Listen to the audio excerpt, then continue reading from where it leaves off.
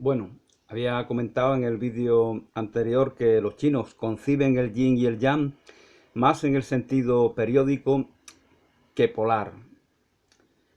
Cielo y tierra eran mitades del microcosmos o del macrocosmos, mejor dicho, sin que entre ellos exista oposición. Lo vemos en el I Ching, ¿no? Por ejemplo, donde ese arte adivinatorio chino que utiliza determinados elementos, el lago, la tierra, el río, la montaña y también el cielo. El cielo es como si fuera un elemento más de la naturaleza, es decir, está integrado, no está en oposición, no es una polaridad, cielo y tierra, como puede concebirse desde el sesgo occidental.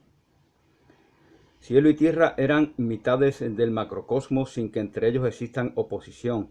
El camino chino no busca una meta fija, sino un error sin propósito definitivo. Sobre esto me explayaba en el vídeo precedente. Justamente porque la figura de María había hallado su centro, el amor celestial, esto nos dice Oswald Spengler, quedó el terrenal emparentado con el demonio. La mujer es el pecado, la mujer es el pecado. Porque la imagen de la figura de María, con sus símbolos celestiales, sus colores blanco y azul, que nos evocan a ese más allá celeste, lo que hacemos es venerar una feminidad que ha sido eh, deshumanizada, que ha sido que se percibe como ajena a la tierra. Entonces ya esas diosas, esas madres diosas, esas diosas de la tierra, Gea, Cibeles, Isis, ya no tienen ascendente sobre nosotros, ya hemos concebido otra divinidad femenina que está ajena a nuestra humanidad cotidiana y por lo tanto estas mujeres que nos rodean pues son seres despreciables que no están a la altura de... Por eso cuando la reverencia, la veneración hacia esa Virgen María en ocasiones que algunos presentan como devoción hacia lo femenino, reconocimiento de la mujer, en realidad en cierto sentido es lo contrario, es un ataque a la mujer. Es un ataque a la mujer porque no reconocemos en nuestras hermanas, en nuestras compañeras, en nuestras madres, hijas, vecinas, en las mujeres con las que convivimos cotidianamente, no las reconocemos a ellas en ese arquetipo celeste de la Virgen María. Es una idolatría de la Virgen, ¿no? Aunque bueno, aunque luego el concepto de virginidad luego se va a comprender se nos va a hablar de ellas en otro sentido, ¿no? En el sentido de liberación. Bueno, eso no creo que no lo hace Spengler, ¿no? Pero fijaos como un mismo tópico puede ser interpretado desde dos perspectivas completamente distintas. La virginidad es liberación de la mujer en el sentido en el cual no hay dependencia, en el sentido de la monja, en el sentido de la que vive su celibato íntegramente. Pero esto no es lo que en las mentes del común de los hombres ronda cuando veneran a la Virgen, cuando veneran a la Virgen de Montserrat, a la Virgen de Rocío, cuando saltan esos aldeanos, la valla. No es amor a lo femenino, a los aspectos femeninos de la condición humana, lo que les incita a ellos. No, si fuera así, eh, esos valores, esos principios, esos aspectos serían reconocidos en aquellos que los reverencian y serían también desarrollados en la medida en la que puede darse en los hombres ese desarrollo. Justamente porque en la figura de María había hallado su centro el amor celestial, quedó el terrenal emparentado con el demonio. La mujer es el pecado, la mujer es el demonio, lo terrenal es maligno, es perverso, porque no es como esa imagen celeste de la Madre del Señor. Santo Tomás de Aquino nos habló de los íncubos y de los súcubos. Íncubos es aquel ser demoníaco que se nos mete dentro. Súcubo es el que te succiona el alma. Y cómo, bueno, nos habla de cómo esto tiene que ver con la caza de brujas, por ejemplo. Cómo se va pervirtiendo, cómo se va expandiendo una cultura del miedo al normalizarse la idea de este tipo de demonios que pueden perturbar nuestras vidas. Y se menciona, y aquí es donde yo caí en el error, ambos autores, tanto Jules y Michelet en La Bruja como Oswald Spengler, dos historiadores muy distintos, ¿no? Que nos hablan de cosas que no son la historia convencional. Dos grandes escritores también. Bueno, pues también Oswald Spengler nos menciona El martillo de las brujas, un libro publicado en 1487 que fue responsable de esa obsesión contra las brujas que llevó a que millones o miles al menos de mujeres, muchas de ellas no tenían nada que ver con la brujería, fueran ejecutadas en las hogueras. Mito de María, mito del diablo y la penitencia son creaciones góticas.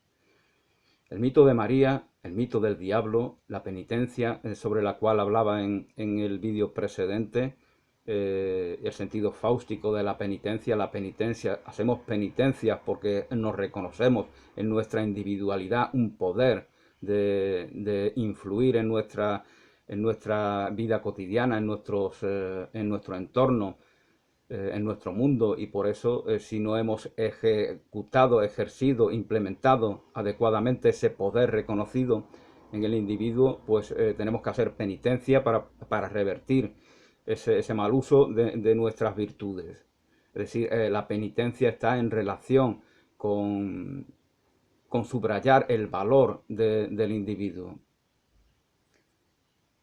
Y ya os comentaba en el vídeo anterior que el arte personal de esta época decadente, entiende Spengler, que es como un sucedáneo de esta penitencia. Es decir, el artista se vuelve extremadamente individualista, rinde el culto a su condición de artista, ya no ama el arte, ya no se concibe como alguien que sintoniza con un vórtice inspirador que le permite hacer creaciones maravillosas que nos conmueven, que nos impresionan, que nos transmiten valores, sino que ya es un ser individualista que se confronta con todos y que busca una posición, es algo elitista.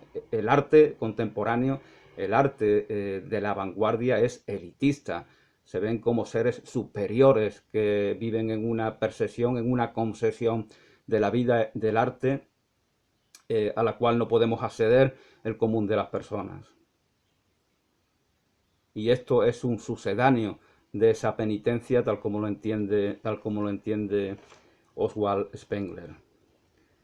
La personalidad nace en el goticismo. Se da la penitencia porque hay implicación individual con respecto a aquello de lo cual quiero hacer penitencia. Hay una implicación individual, es decir, ese poder al cual antes me refería. Ya no somos seres sujetos meramente pasivos, que la religión, los religiosos, todo eso está como afuera y nosotros pues pasivamente nos adherimos a ello sin que reconozcamos en nosotros un poder significativo para cultivarnos a nosotros y para ser activos dentro de un camino espiritual. El bautismo es es una es una mm, es una experiencia pasiva.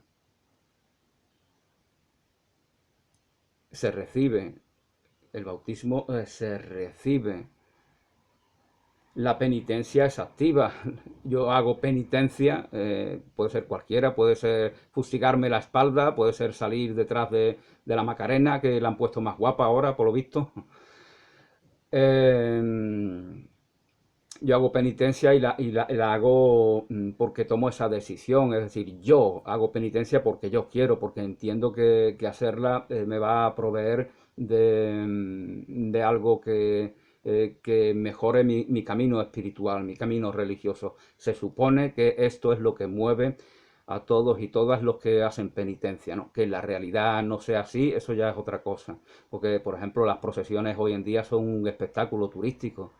La industria de la Semana Santa mueve millones y millones de euros en Sevilla, por ejemplo.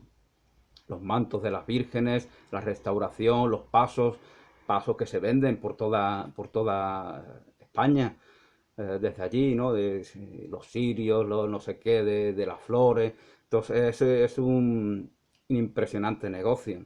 Y luego está el negocio turístico. Millones de personas van a diferentes lugares, Sevilla, Granada, Cartagena, a ver las procesiones de Semana Santa. Es un negocio turístico verdaderamente. Los desfiles procesionales no eran así antaño.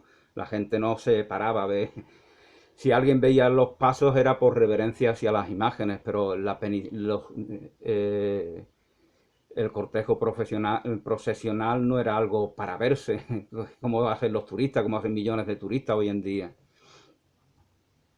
Y lo organizan los ayuntamientos con la perspectiva incluso ellos mismos dicen, aquí en Cádiz se dice, la Semana Santa nos trae más dinero turístico que el mismo carnaval, presumen, ¿no? Y los cofrades presumen de como intentando subrayar su importancia, pero están descubriendo a sí mismos. Entonces ya la religiosidad no tiene valor alguno. El único valor es el que dé el convertirlo en negocio. Se prostituyen las imágenes eh, de aquellos que supuestamente son venerados, reverenciados, imágenes sagradas, para sacarle dinero a través del turismo. Y se hace con toda normalidad. Y la penitencia es activa, nos decía Spengler, y la penitencia está en relación con el arrepentimiento. Hago penitencia porque hay una voluntad de arrepentirme de mis malas acciones, de hacer un mal uso de mis capacidades en perjuicio mío y en perjuicio de mis semejantes, especialmente de los más cercanos. Por eso hago penitencia.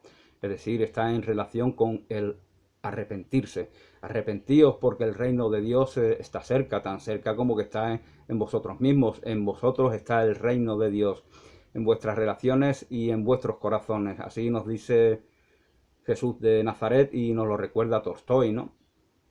Que nos habla del sentido de arrepentirse. Arrepentirse no es remordimiento. El que tiene remordimiento lo tiene precisamente por no haberse arrepentido. Arrepentirse, en ello hay una implicación de la voluntad, de la conciencia, de la inteligencia que examina aquello con respecto a lo cual queremos arrepentirnos. Es decir, no se trata de remordimientos, al contrario. Se trata de un reconocimiento de un potencial que puede usarse, que puede implementarse de una manera mucho más eficiente, de una manera mucho más creativa, de una manera mucho más amorosa. No lo hemos hecho, hemos perjudicado a nuestros semejantes y a nosotros mismos y por lo tanto hacemos penitencia para que no se vuelva a repetir, como decía don Juan Carlos. Lo siento mucho, me he equivocado y no volverá a ocurrir. Decadencia de la penitencia. Bueno, me refería a ello anteriormente. Ya cuando no se está en sintonía sobre lo que verdaderamente significa esta penitencia, que tiene que ver con el arrepentimiento, que tiene que ver con el desarrollo personal, con la realización del individuo. Cuando no se está en sintonía con esto, pues entonces la penitencia se convierte en un show grotesco, ah, es culpa mía, todo lo hago mal, pero es que yo te he pegado porque es que yo te quiero mucho. Ese arrepentimiento, ese falso arrepentimiento que a veces tienen los maltratadores, ¿no? Por ejemplo, que es una manera de predisponerse a volver a maltratar. Entonces ellos no están en sintonía con ningún tipo de penitencia porque no entienden lo que eso verdaderamente significa. Eh, su, su, su mundo gira en torno a una realidad pobre, en la cual todo se repite, y en la cual jamás se les da una progresión, jamás se les da un crecimiento, sino que una y otra y otra y otra vez vuelven al mismo nivel, vuelven a ser arrastrados por las bajas pasiones que les hacen, causar determinados males.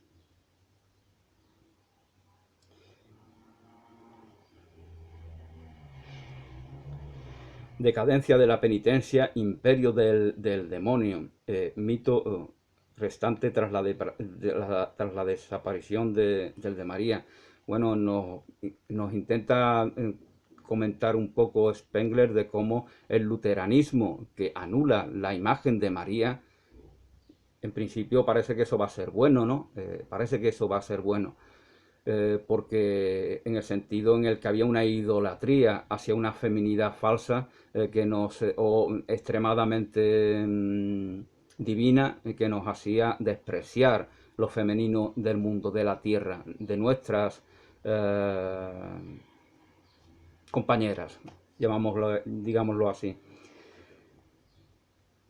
Sin embargo, subraya Spengler de que es lo contrario, o sea, anulamos eso, pero nos quedamos con el demonio, con el demonio que está en la tierra, que está en esas mujeres pecadoras que nos tientan y que nos llevan por malos caminos.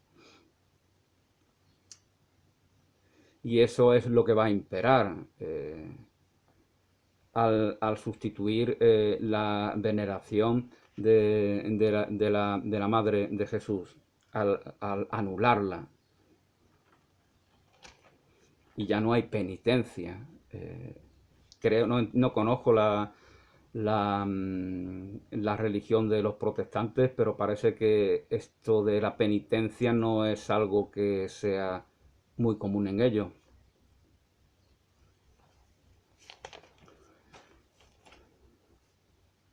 Nos menciona que a ese millón de brujas quemadas, algunos discuten esta cifra, pero en cualquier caso se trata de muchas mujeres ejecutadas por esa obsesión grotesca y esa superchería con respecto a las brujas. Ya estoy haciendo una serie de vídeos sobre el libro de Jules Michelet, La bruja, que podéis ver también en este canal. Fueron bereberes de la patria de San Agustín los que conquistaron España. Dice, bueno, algunos piensan que había bereberes, había árabes, había...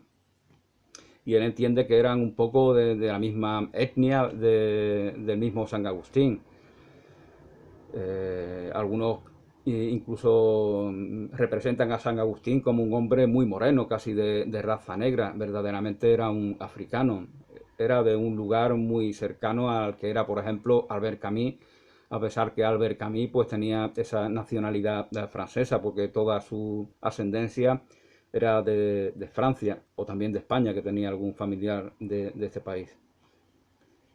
Los ingleses se ven predestinados, herederos de la tribu de Israel. Los ingleses se ven como ese pueblo elegido, entiende Spengler, que deben de compartir algo valioso con el resto de la humanidad. Y eso lo exportaron a la América en el siglo XVIII. Los ingleses se hacen, usurpan ese país futuro, ya que se va a llamar Estados Unidos, porque ahí los primeros que han llegado son esos padres peregrinos, esas personas que huían, esas personas religiosas de Inglaterra, de Holanda, de otros países, no solamente de los países de las islas británicas. Estaban huyendo de la persecución religiosa Entonces ellos nos representan. Por eso New York, lo que hoy llamamos New York, Nueva York, era Nueva Ámsterdam, porque fue fundada por los holandeses. Los ingleses llegan y los echan de allí. No sé exactamente cómo, si hay mucha violencia o no, pero es una usurpación. Ellos quieren emular a España, quieren tener un imperio, allí extender su imperio a esa zona americana y por lo tanto toman esa parte del continente que en gran medida no ha sido hollada por los españoles. Los españoles han estado en California, ¿no? Ahí está, por ejemplo, eh, Junípero Serra, ¿no? Fray Junípero Serra, que creo que es el fundador de Los Ángeles o de San Francisco. Y bueno, por esa zona de occidental habían estado, de California, habían estado los conquistadores y los monjes españoles. Del puritanismo de Cromwell, que mandó a decapitar a un rey, Carlos I creo que se llamaba, emerge el racionalismo de David Hume. Del puritanismo de Cromwell emerge el racionalismo de David Hume. Para Spengler, David Hume y Adam Smith son los padres de la economía tal como hoy la concebimos. Nos lo dirá posteriormente.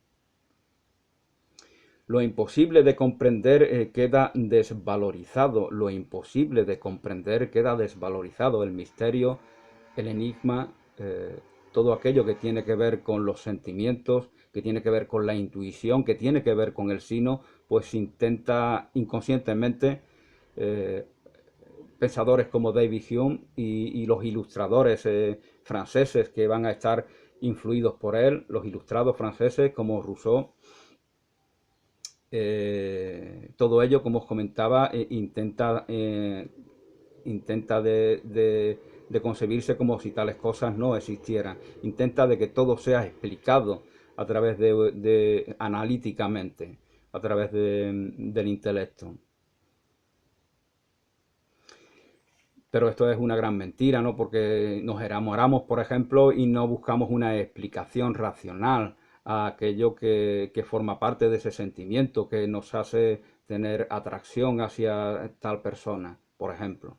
Entonces, el misterio, el enigma, la intuición, todo eso va... Y lo que se hace es que se quiere explicar de una manera grotescamente racional incluso el mundo de los sentimientos. Y eso ya es algo eh, consecuencia de negar todo un mundo amplio, un mundo misterioso, infinito, que está a la expectativa de ser reconocido, de ser intuido o lo que fuera. Todo eso se está negando, por eso se empobrece. Esta mentalidad pobre que vemos también incluso en las clases más desfavorecidas, esa pobreza, esa demagogia, esa superficialidad, esa necesidad de plagiar lo que dicen otros, para así no pienso yo.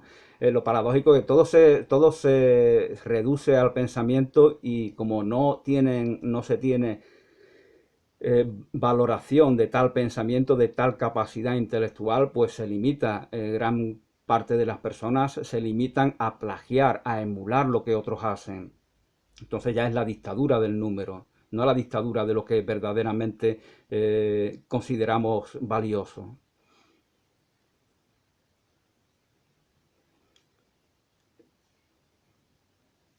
Los misterios ahora son privados, son pruebas de ignorancia. El misterio ya es prueba de ignorancia.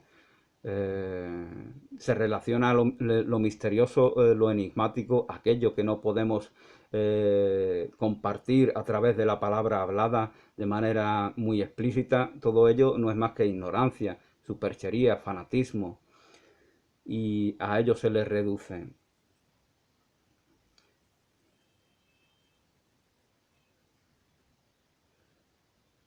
El racionalismo retorna a la naturaleza. El racionalismo retorna a la naturaleza, pero no a una naturaleza vivida, sentida, experimentada, sino pura observación especulativa. El racionalista se ubica ajeno a la naturaleza y la observa, como si fuera algo que no tuviera nada que ver con él, como si él no fuera naturaleza. No se reconoce a sí mismo la perspectiva del racionalista como integrante de todo ese mundo misterioso de la madre naturaleza, de la sabia naturaleza. Entonces ya no hay, la introspección ya no se da, ya no hay una observación interior, puesto que no hay naturaleza. Observo la naturaleza como el que va a ver las procesiones, como el turista que va a ver las procesiones, que es ateo, ¿no? Y dice, que bien canta la señora esa, ay mi Cristo del alma mía, que bien canta la señora, y que bonita la talla de la Roldana, pero todo eso son cosas ajenas, no hay una evocación hacia algo interior, no hay un camino espiritual, no hay una religiosidad, es un turista ateo que se paga hasta la pasta y eso es lo que valora el ayuntamiento de Sevilla o de cualquier otra ciudad, el dinero que está dejando el turista ateo. Esto es lo único que importa. Es el imperio, la dictadura del dinero. Da igual que exteriormente, como os comento, se mantengan tradiciones religiosas como esta de la que estoy hablando, puesto que ya está hueca, ya está vacía, ya no tiene ese el sentido, el propósito, la intención que tradicionalmente tenía. Entonces es un show grotesco que es un auténtico insulto a esa misma tradición, paradójicamente. El racionalista retorna a la naturaleza, pero no a una naturaleza vivida, sentida, experimentada, sufrida, temida, amada, no, a una naturaleza que es una cosa ajena a mí, para llevar a cabo una pura observación especulativa. Las cuatro nobles verdades del budismo son racionalismo auténtico. Parece como si para Spengler el budismo fuera decadencia con respecto a la cultura que supone el hinduismo, de la cual ha heredado todo aquello que ahora se expresa en un esplendor civilizatorio que al mismo tiempo es decadencia. Y eso es el budismo. Ya se trata de especular al modo racionalista, donde ya la intuición y otras maneras de abrazar la verdad, de disponerlos ante el misterio, otras maneras ya son desechadas, porque ya todo es especulación intelectual y entiende que el budismo tiene algo de esto también. La concesión mecánica de la vida es la verdadera religión de la época. Esa es nuestra religión. Yo suelo decir, simplificando, que el ateísmo es la religión de Europa, de la Europa moderna, de la Europa contemporánea, y esto es transmitido. Por eso todos esos miles y miles y miles de penitentes forman parte de ese show turístico en donde se prostituye la tradición sin ningún tipo de problema. Están felices y contentos de hacerlo. ¿Por qué? Porque su religión es esa concesión mecánica de la vida, porque así se los ha transmitido, así se los ha imbuido, se los ha inoculado las élites a ellos mismos, aunque ellos no sean conscientes de tal cosa. Saber es virtud, pensaban Confucio, Buda y Sócrates. Saber es virtud, eso pensaban Confucio, Buda y Sócrates. Saber es poder. Cree la civilización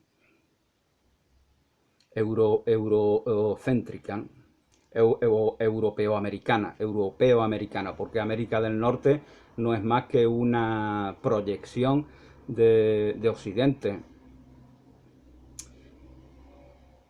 En el momento decadente, en el momento de la decadencia de esta cultura occidental.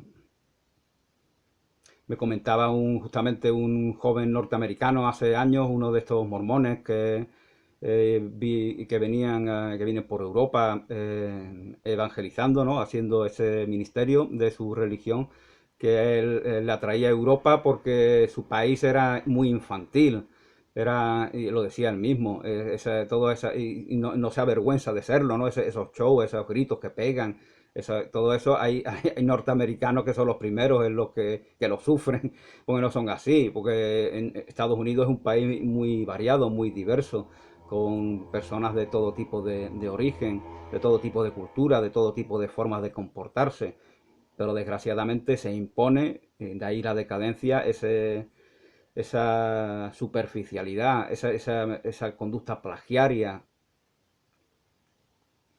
y esos gritos, ¿no?, que pegan de manera grotesca, ¿no? Van aquí los soldados de la base, ¿no?, que van a la playa con la bandera, God save America, pegan unos gritos ahí grotescos, están orgullosos ¿orgullosos de qué? De vuestra vulgaridad. Sentíos orgullosos de Emerson, de Edgar Allan Poe, de Thoreau, sentíos orgullosos de William James, sentíos orgullosos de Emily Dickinson, sentíos orgullosos de vuestros grandes artistas, no de vuestros berríos que pegáis eh, allá donde vais, ¿no? Porque sois vulgares, no lo digo yo, lo dice el propio chico norteamericano. Pero bueno, es la decadencia, ¿no?, que se expande por todo Occidente.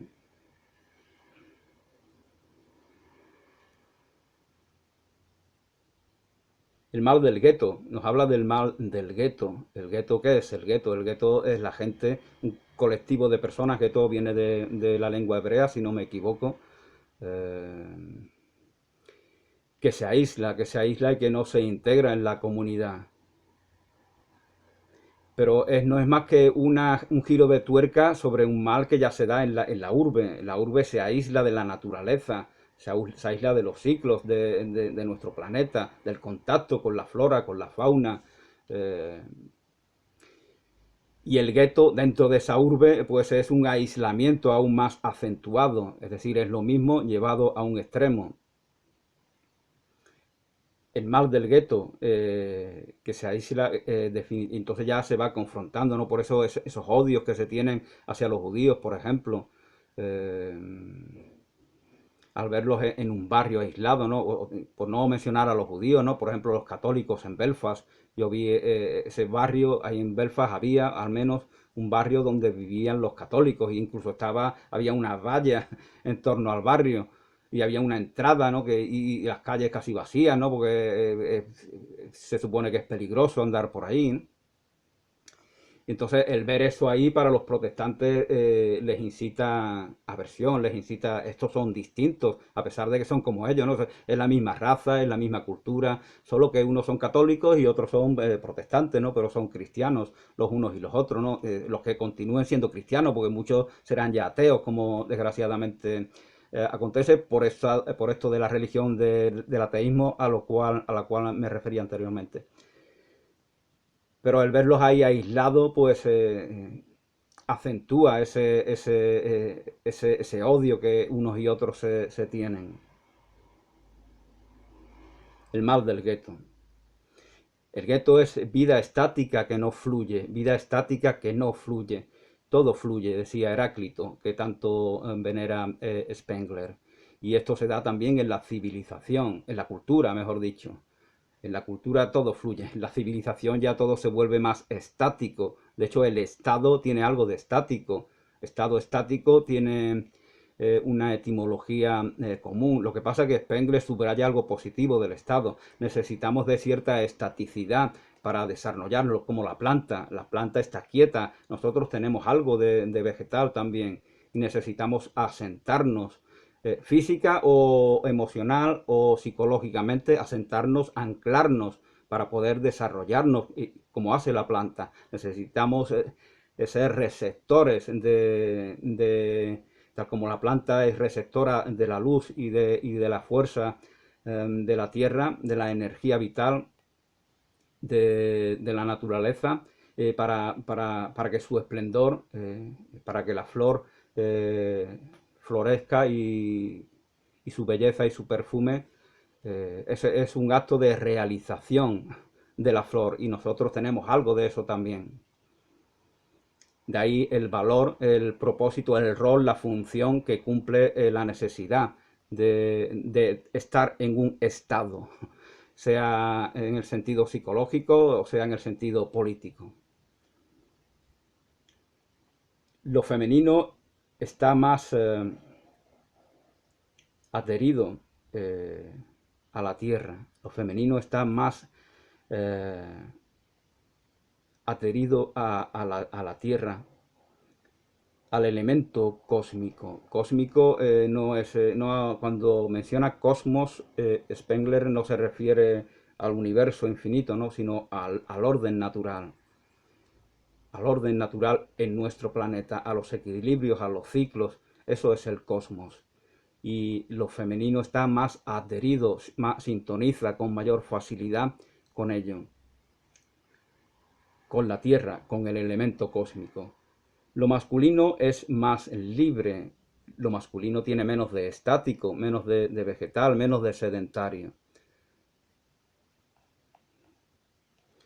Más animal, no en el sentido ofensivo en el cual se usa esta palabra verdaderamente, más movedizo, más despierto, porque la mujer es la noche, la mujer es el sueño, la mujer es la oscuridad, la mujer es la tiniebla, la mujer son las erinias que se confrontan con Apolo, que quiere eliminarlas con su luz deslumbrante. Entonces lo femenino, por eso la mujer es infernal, por eso la mujer es bruja, por eso la mujer es demonio, son etiquetas descalificativas de una realidad, de que ellas nos hablan de un mundo misterioso, que ha sido, entre otras cosas, despreciado por esa mentalidad racionalista a la cual me refería al principio. Es decir, es un ataque, el racionalismo es un ataque frontal a lo femenino, es decir, a la mujer.